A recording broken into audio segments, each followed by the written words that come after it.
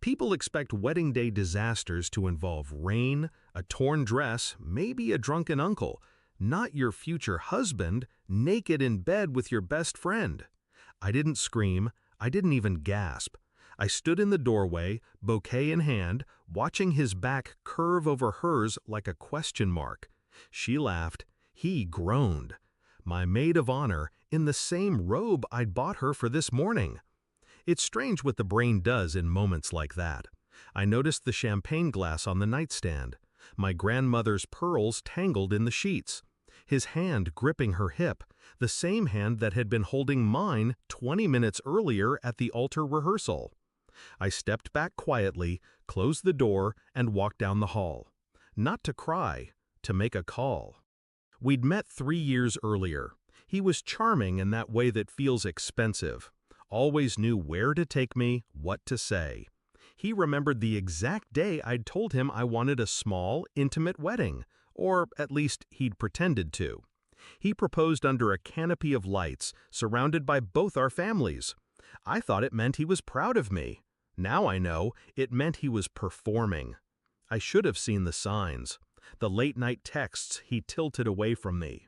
The way she insisted on helping with every wedding detail.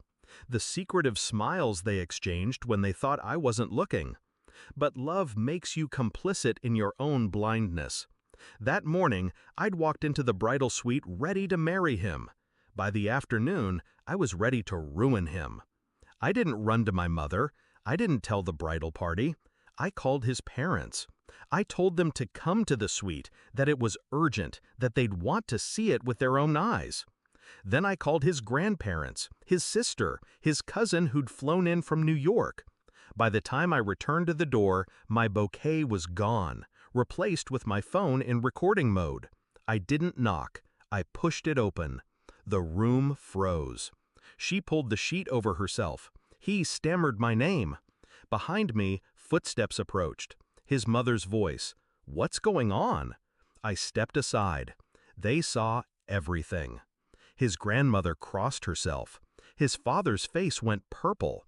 His sister whispered, "Oh my God." He tried to stand, tripping over the sheet, muttering excuses about cold feet, and it just happened. I held up my phone.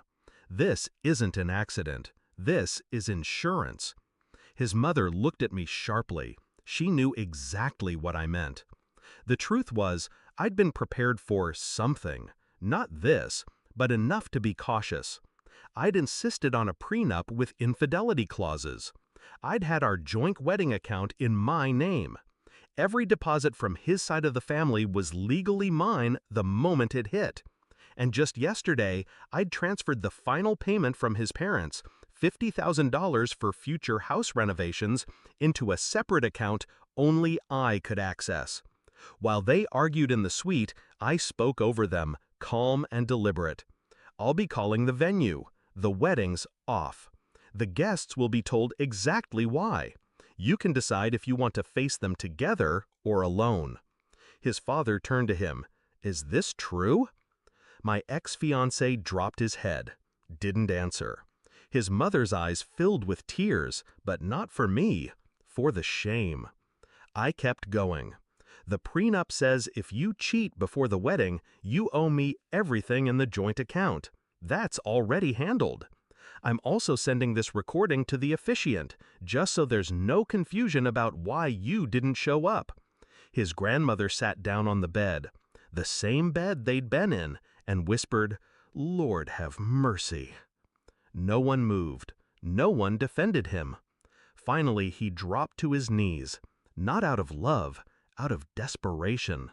"Please, don't do this. We can talk."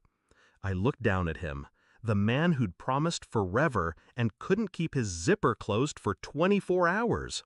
"You already did this," I said. "I'm just finishing it." I walked out of that suite with my head high. In the hallway, his cousin caught up to me, slipped her arm around mine. "They're all in shock," she whispered, "but they'll never forget what you just did." At the venue, I told the coordinator to send the guests home. No drama, no tears. Just facts. By nightfall, my phone was flooded with messages. Some from friends who'd heard, some from family members apologizing for him. I didn't answer a single one. The next week, the prenup payout hit my account. I booked a trip to Italy.